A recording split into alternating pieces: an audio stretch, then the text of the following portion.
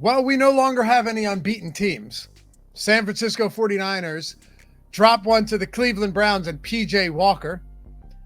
Devontae Smith just dropped everything. Must have had 100 yards and drops in that game.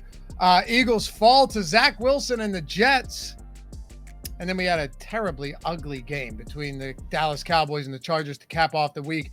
If you guys want to get uglier, well, you're in the right place. Now, to be fair, I like these games. These are fun games. But go look at some of the totals, okay? Just in the Sunday 1 through 4 o'clock window of the 10 games, you have 4 of them under 40 points and 9 of 10 of them under 45. So yes, a lot of low scoring, low projected totals, backup quarterbacks. It's a mess across the board, but we're going to dial in. We're going to lock on to what we like the most and run it back for week 7. So, hey, if you're here for that, hit that thumbs up, subscribe to the channel, leave a comment down below. And as always, follow me on Twitter at Loughy_D, LOUGHY_D. I'm constantly trying to throw tidbits out there that can help us in the betting world, throwing props out there because we don't have them today on Wednesday. I'll be hitting you with them for Thursday night and for Sunday. So if you want to see more of me and say hi, hit me up on Twitter. Let's dive into week 7. All right, we got 13 games this week, 6 teams on bye, no Europe games or anything like that. We kick it off with the Jaguars and Saints.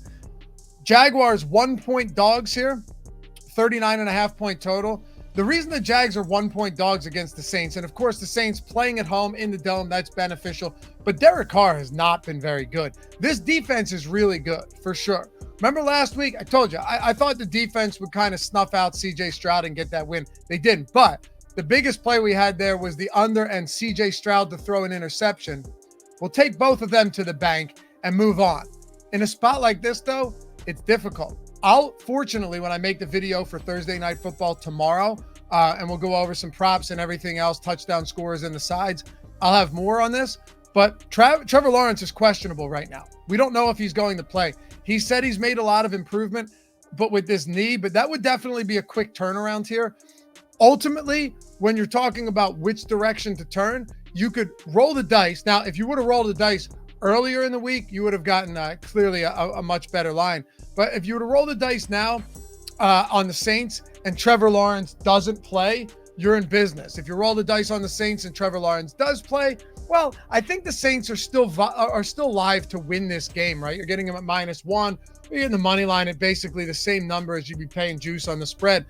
If you take the Jags now, that's where it could be different. Like, this is a kind of a hedge situation. I think if Trevor Lawrence does play, then that looks real good for the Jags. I'd say pick your poison here. My lean would be Saints at home.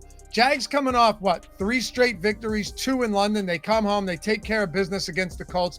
As much as Derek Carr has underwhelmed me, and as much as Alvin Kamara, despite the workload that he's getting, has not done much on the ground, I still think the Saints, coming off an ugly loss against the upstart Houston Texans, can get this win here with or without Trevor Lawrence. But I like knowing that if Trevor Lawrence plays, this Saints team, doesn't play, this Saints team is going to be an even bigger favorite. So not really a hedge, but I still think the Saints can win this game regardless. Low total, that's what you want. Sub 40-point total in the Saints. You want a low-scoring game where the Saints can grind you down on defense and do just enough on offense. But again, I'll have more on this for tomorrow. Right now, Saints -1 at home.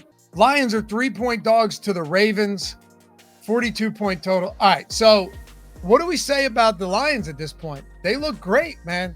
They look really good. This team, obviously, we know they're for real. Ben Johnson's offense has been fantastic. They're very good. Now, they did lose David Montgomery. We'll see if Jahmyr Gibbs is going to play. There's definitely some question marks here where we don't have the information quite yet. It sounds like Gibbs is going to play, though, for this game, which is super helpful. David Montgomery, on the other hand, he's going to miss some time. That's with this rib injury. I still like the Ravens. Guys, I know you're going to be like, you can't bet against the Lions right now. I get it, but kind of an odd game. Jared Goff, by the way, has been phenomenal when it comes to covering the spread. That's not lost on me. But you're outside of a dome. Last week they were too, but during the nice warm Tampa Bay weather, it's going to be a relatively cold, windy game, 22-mile-per-hour winds. Lamar Jackson's rushing upside works really good in an environment like this. If it's blustery winds and not great conditions, Jared Goff, we know in these outdoor conditions, particularly when it starts to get a little cold and windy, can struggle. And also the Ravens just haven't played as well as they can this year. I think this is still a very good Ravens team. And I know all the hate Lamar Jackson gets. I still like Lamar to come out at home and get the win here. Are the Ravens greatest favorites? No, they're not. If you could get a 2.5, that'd be fantastic. Or maybe, you know what? You want to fade me entirely because you love the Lions. I get that too. Leave your comments in the chat or in the comments as always. Your favorite picks for this week. I love reading them and hearing your guys' thoughts. But yeah, I'm going to go Ravens -3. I think this is one of those letdown spots for the Lions. I kind of thought last week was as well. But this could be a spot where the Ravens get the cover at -3 at home for all of those reasons. Bills 9-point favorites against the Patriots. Woo! All right. 41.5 point total. Very windy game as well. It feels like every time these two teams play each other, it's in rough weather conditions. Remember when, and you guys know I love mentioning this game. Remember a couple of years ago where Tyler Bass was warming up, kicking field goals before the game started, and it was just, the ball was just going backwards? Crazy game. Mac Jones attempted like 2 passes, completed one of them. Ramondre Stevenson, Damian Harris ran all over the Bills.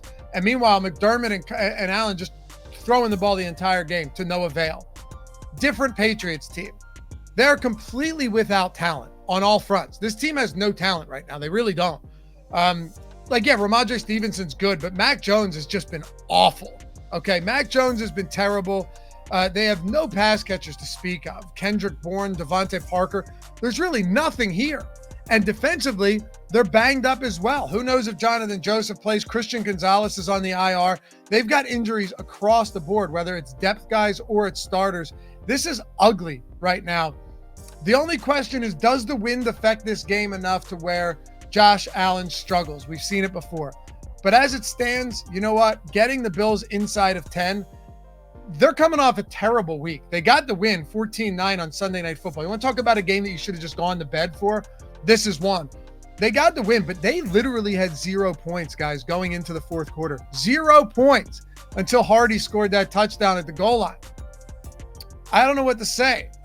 They're coming off a London game, 1 week in London. We know how those games end up, the one possession tight games in the fourth quarter, all that good stuff. Now they've got another week. I know it's a divisional game, but the Patriots are so bad that I just don't. The only way we can back the Patriots right now is based on gut, right? Based on some type of instinct to be like, yeah, this team in a divisional spot, this is the week they wake up. They haven't woken up yet. And the Bills could come out and put an absolute beating on them. Last time the Bills had a down game was what? A real down game was week 1 against the Jets. They came back and slaughtered the next team they faced. Who did they face the next week? Was that the Miami game? No. It was Oakland. It was Vegas because we were on the Bills side. And a lot of people were fading this Bills team. It was the Vegas Raiders. They came out and beat them 38-10 the following week. Give me the Bills here -9 until we see any form of life out of the Patriots. Commanders -2 against the Giants, 39.5 point total here. I gotta tell you guys the truth. This is a bad Commanders team. You can look at last week and be like, yeah, they got that win over the Falcons. But go back and look at what transpired in that game. Desmond Ridder, first of all, just isn't good. We all know that, right? Desmond Ridder just isn't good. But go back and look at that game. Desmond Ridder made a ton of mistakes. If you look at the yards, though, if you look at, who actually dominated that game from start to finish, it was the Falcons. They're just terrible. Now, don't get me wrong. So are the New York Giants. And they're probably without Andrew Thomas again this week. Who knows about Daniel Jones? But to be fair, is Tyrod Taylor really any downgrade from Daniel Jones at this point? That last game, though, Falcons, yards per play, 5.1. Washington, 3.9. Atlanta Falcons, total yards, 402. You know how many yards the Washington Commanders had? 193 total yards. Amazing. They had 13 first downs. Atlanta had 25 of them. Atlanta dominated this game and still lost by 8. That's more of an indictment on the Falcons than it is on Washington. So what do we do here? I think there's a couple things. One, playing the under is not the worst idea at 39.5. These are two bad football teams. But on the other hand, I think if anything, I'd probably lay the 2 on the Giants. This is not a strong game for me. Like I said last week when we were talking Washington and Atlanta, I'm having trouble with, I think a lot of us are, figuring out this Washington team and more specifically the Giants. What I said last week, and I'd put this stuff out on Twitter about how bad Washington had been against deep passes, to pay attention to longest yards or longest receiving or longest reception props and overs on some of these passing and receiving yards. And you would have hit on all of them, right? For London, for Pitts, for Ritter, longest reception props, you would have hit on all of those because Washington's so bad in that respect. I may pick my spots and look at some Darren Waller props. Again, I'll tweet these out. But, Darren Waller, longest reception, we can talk about that. Washington's secondary is so bad against the deep ball that maybe that's the spot that we should lean here instead of trying to pull from a side or a total in a game that just looks disgusting. But my lean would be Giants -2. Not a favorite game on that side. Jacob, producing the show, just told me I had said Giants -2. Thank you. I meant Giants, obviously Giants +2. And ultimately, think about this. Their defense actually hasn't been terrible. It's the offense that is awful. Washington Commanders offense is also putrid. So Giants +2 at home. That would be the lean in this one. All right. How about the Browns and the Colts? Well, the Browns are 2-point favorites, 39-point total. Are you guys sensing a trend here? 39-point total. Giants, Commanders, 39.5. Patriots, Bills, 41.5. And that's all going to the Bills. 39.5. Jaguars, Saints. 42. Lions, Ravens. It gets even worse. Stay tuned. But I think the under here would be my play. If this game were in Cleveland, what do you guys think the total would be? But would the total be 35.5? Honestly, I'm not even being hyperbolic. This isn't a dome, so obviously you're going to see a higher total. I wouldn't be surprised if this game was like 36, 35.5 if this was in Cleveland, especially with the wins. Hell, maybe even lower. Disgusting. Gardner Minshew turned back into a pumpkin last week. Not a huge surprise. Anthony Richardson's undergoing season-ending surgery. And on the other side, the Browns say they're cautiously optimistic that Deshaun Watson returns. That's nice to see, but we don't know yet. It could be PJ Walker. But also, this Browns defense is just absolutely elite. They are really good. We saw them completely stifle the 49ers. And I know that Debo went down and McCaffrey went down. We'll get to that later. But still, this was a 49ers team that was unstoppable, unbeatable. They're just going to smoke everybody. And they didn't.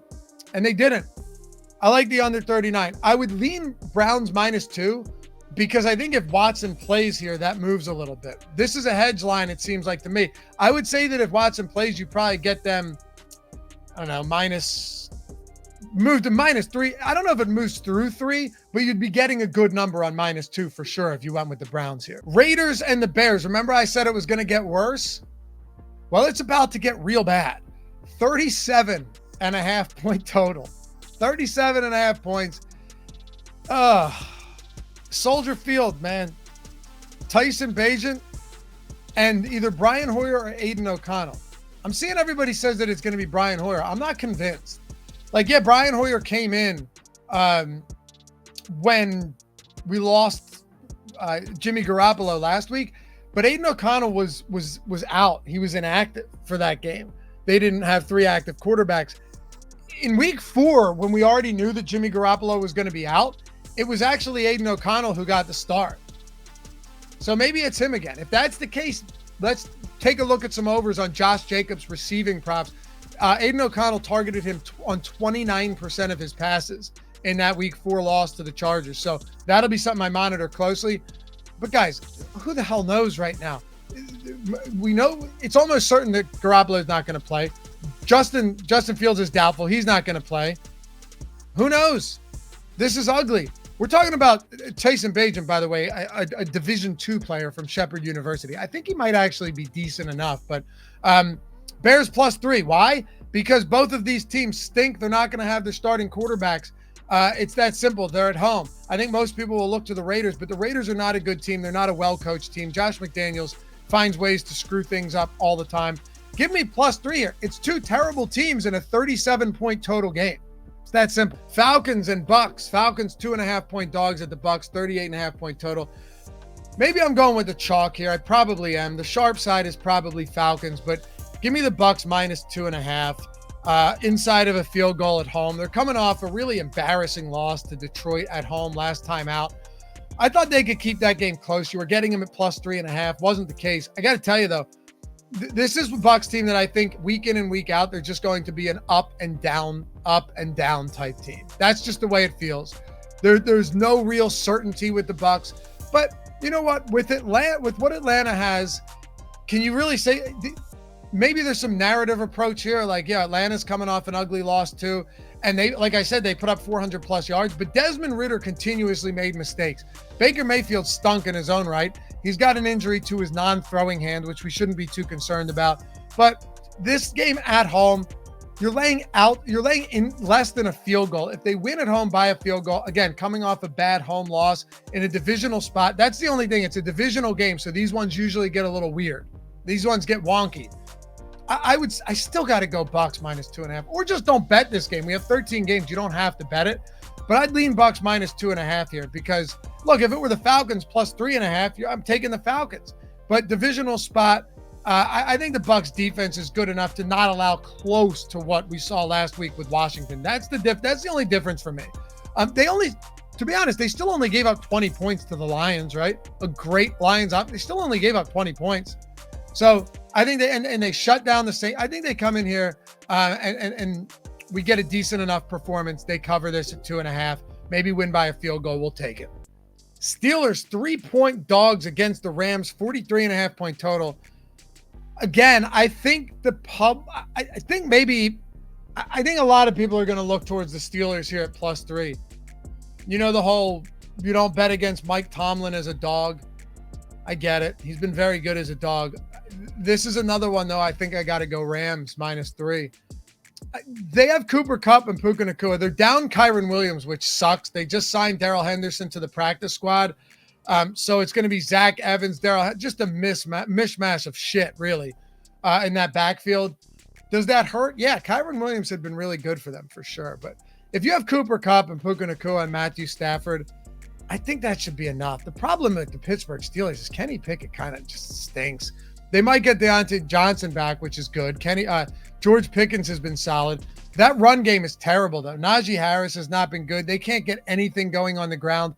Rams have proven this season, and we did not expect it. There's a lot of talk that like this team, one of the worst in the league. They certainly aren't one of the worst in the league. They're figuring it out. They're figuring it out for sure. Aaron Donald caused some problems here in this spot. Rams minus 3 at home is where I'm looking here. It's a tough game. Tomlin as a dog plus 3. You know, God, I hate this game. I really hate this game. Rams minus 3 or fade. I'll leave it at that. Cardinals 7.5 point dogs at the Seahawks, 45 point total. This could be one where Josh Dobbs, and by the way, Kyler Murray's being activated. I can't imagine he plays this week, but pay attention to that. Quite frankly, I'm not sure how much of a difference it makes. I don't know how big of an upgrade he is from Joshua Dobbs at this stage anyway. That's the honest to God truth. But the Seahawks have, we said this last week, right? That it felt like the Cardinals were playing above their head, playing above their skill level. And eventually they were kind of just going to hit their ceiling and then drop off, potentially very significantly. And that's what looks to have happened right now. They're 7.5 point dogs. So if you got them outside of a touchdown, that's kind of nice. You're getting them outside of 7, a key number, lose by 7. I think I'd still go Seahawks here at minus 7, but also I like the over 45. I think Dobbs actually has enough. It sucks that Connor is out, by the way. It sucks because he was kind of the engine. But I think that Joshua Dobbs has actually proven that he can put points on the board. Last week against the Rams, he had the Cardinals actually had more time of possession than the Rams, marginally, only by like a minute. But they had more time of possession. When I was watching that game, I'm like, how did they only score 9 points? It felt like they had the ball most of the game. And sure, the Rams opened it up with big plays to Cooper Kupp, and Kyron Williams had a couple of big runs. I get all of that. But it wasn't like the Cardinals didn't move the ball. They definitely moved the football. And I think if they fall behind early against the Seattle Seahawks, who in the passing game, first 3 weeks of the season, 300 plus passing yards allowed in each of them. Then the Giants, they allowed nothing, but that's the Giants. They can't protect the quarterback. And then last week against Joe Burrow is clearly still not fully healthy. So I think they can move the ball. Give me over 45 in this one, but I'll also lay the 7.5 on the Seahawks. I like this to be a game where they could go up early, pile the points on with Kenneth Walker, DK Metcalf, Tyler Lockett, obviously Geno Smith operating under center, and then Joshua Dobbs using his legs and a couple decent pass catching options. Look out for Trey McBride. Maybe a crazy anytime touchdown prop there. Could be good once we get him. Give me over and Seahawks minus 7.5. Chargers and the Chiefs. Let's get into this. And by the way, guys, if you're looking to just get free money, which generally speaking is something that everyone is interested in, if you're in one of these 6 states, you should be taking advantage of free money. If you're not, that's okay. Be coming to your state soon, I'm sure. Or you can just skip to the picks. But if you're in Colorado, New Jersey, Virginia, Iowa, Ohio, and more importantly, Kentucky, you will want to hear this. So I threw a link in the description and a link in the pinned comment to Bet365. When you bet $5, you're getting $150. Win or lose does not make a difference. So throw it on a monster parlay. Who gives a shit? Because if you win that parlay, now you've got a ton of cash. If not, you still got 150. The way I see it is if you're betting this week and you're in Colorado, New Jersey, Ohio, Virginia, Iowa, or Kentucky, you can still win without actually winning. If you're in Kentucky on Bet365 with that link, you bet $1 and get $365, win or lose. Deposit $10. It takes 2 minutes to sign up and verify yourself. You deposit $10, right? That's all you have to do. Verify yourself. Think of it this way. If you're in those 5 states, you're making $150 in 2 minutes, $75 a minute. If you're in Kentucky, takes you 2 minutes, put a bet down, win or lose, $365. Easiest opportunity ever. Anywhere else in the world, someone offers you $365 for $1 or $150 for $5. You go, yes, please, and then bounce before they can change their mind. Think of it that way. Easy as it gets if you're in those 6 states, especially Kentucky, but all of them. Must be 21 years or older to gamble. If you or someone who has a gambling problem, please call or text 1-800-GAMBLER. 18 plus, by the way, in Kentucky. Link in the description and in the pinned comment. All right, so the Chargers and the Chiefs. This is an approach that I've taken for a long time now. And you guys know if you've watched these videos over the years. With the Chargers, I hate betting them as big favorites. I do like betting them when they're sizable dogs. They're 5.5-point dogs. If we got this earlier in the week, I think it was 6.5. Every time they play Kansas City, it just seems to be close. It feels like every time they play Kansas City. Last year, they lost both games. They lost 27-24 in Kansas City. They lost 30-27 later in the season at home. Remember, one of those was the Herbert where he was all banged up, but he still threw that dart into the end zone. 2021, you look at this team against Kansas City in week 3. They won 30-24. Later on in the season, they lost 34-28, so they wouldn't have covered 5.5, but they lost in overtime. So any day of the week, you look at it, you're like, okay, overtime game. The Justin Herbert era against the Kansas City Chiefs been very good. They lost in overtime in week 2 of 2020, 23-20. They lost in overtime. Later in that one, they won 38-21, but the Chiefs rested their starters in week 17. Whatever, you get the point, right? You get the point. They play them close. They play a ton of one-possession games, and then Brandon Staley ultimately finds a way to lose it for them. That is the Chargers in a nutshell. Last week, you could kick a field goal in a super low-scoring game where your defense is holding up. No, we'll go for it on 4th down because we never convert 4th down because we're Brandon Staley and everything is, the analytics, which I get, but not if you're Brandon Staley. It never works. And they lost. Still, one-possession game, divisional spot, super hyped up a contest here. Chargers, Chiefs. Give me Chargers plus 5.5. We'll take our lumps if this loses, but it is the right side without question. The Chiefs offense hasn't even looked spectacular anyway. The Chargers should probably lose, but keep it close. Plus 5.5. Broncos, Packers. 45-point total. Broncos 1-point dogs. Boy, does this feel gross. I just don't believe in Jordan Love right now. I have no idea what's going on with Aaron Jones. That's another issue. Like, Aaron Jones really helps this team. I know they've had Christian Watson back for 2 games, but I'm looking at this and saying, all right, well, what are we supposed to do with this? Jordan Love has not been good at all. Aaron Jones came back after a multi-week absence and then was out again. And then they had the bye the next week. He's questionable. We don't know if that injury is going to impact him. And the Broncos, who had been awful, offense was terrible last week. The defense actually held the Kansas City Chiefs to 18 points, despite the fact that the Broncos couldn't stay on the field.